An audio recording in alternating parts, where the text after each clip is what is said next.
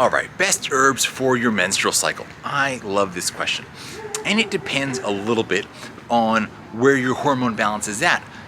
Depending on whether you have overall estrogen dominance because you have huge elevated levels of estrogen, or whether you have relative estrogen dominance because maybe your estrogen is kind of normal but you just have no progesterone, or maybe your testosterone is totally out of whack. There can be so many things at play here, and once you understand the unique nature of your situation via a complete hormone panel, you can address it more precisely. But there are still a number of herbs that can help just about anybody in this situation. And so you would first want to look, well, I would say you would want to look towards our Femininity Chocolate, but we don't have that chocolate anymore. That was a chocolate. Let's do this. I want to put a poll here. Who remembers? Who's had the Femininity Chocolate? We originally came out with this. It was one of the second round of chocolates that we've released. First, we had our Beauty, Energy, and Tranquility chocolate, and then just under a year later, we had our Kickstarter campaign, and that enabled us to come out with our next three, which were Love Chocolate, Focus Chocolate. Those two are still around now, and we came out with a third one called She, which was a chocolate completely focused on optimizing women's hormones.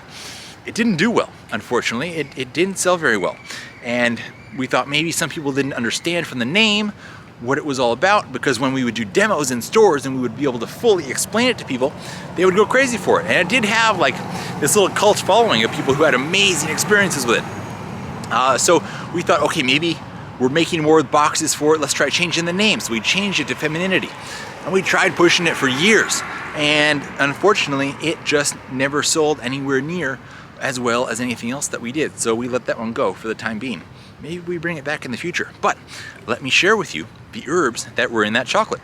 And you probably heard me talk about these before, but I want you to be very well aware of how good these are for female hormones.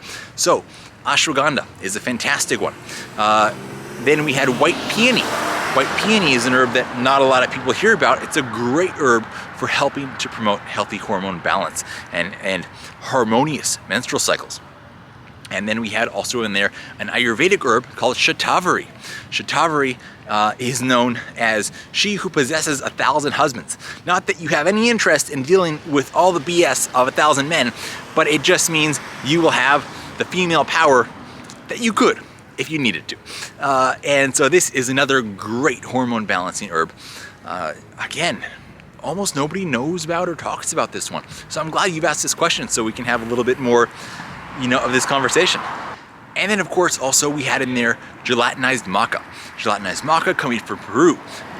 Everyone's heard of maca by this point for hormone balance, but a lot of people are still trying to have it in the raw form. Problem there, it's not very potent and it's very hard to digest, so it can cause a lot of gas. So you can have something that makes you feel amazing and it may even be an aphrodisiac, but then if it's giving you indigestion, nobody's winning here. So you want to go for gelatinized maca, which is both more potent and it's going to be much more easy for your body to digest. And then some Chinese formulations to think about here as well. You have two.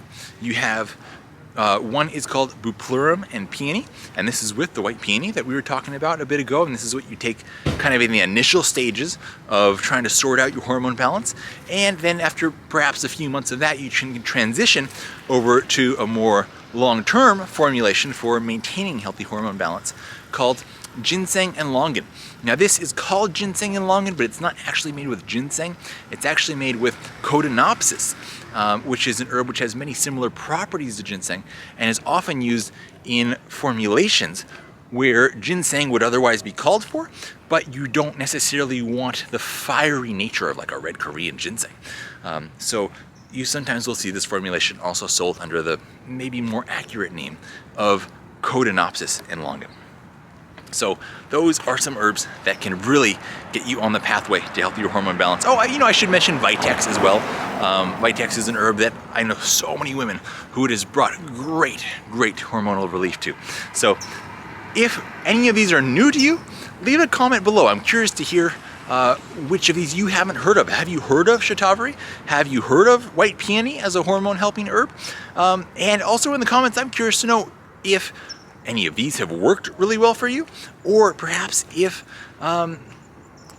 you have some other herbs that you really get a lot of help from that maybe I might not even know of. You never know. I might learn something from you today and that would be super cool. Thank you guys so much for joining me. Before you leave, please do me a favor as I duck under this tree. Go down into the comments. No, not into the comments, just above the comments. And leave us a like and click that subscribe button and ring the bell so you don't miss out on anything that we're doing. It's hugely supportive of us, doesn't cost you anything, and that way you'll make sure you come along on this amazing journey of health, happiness, and delicious chocolate with us.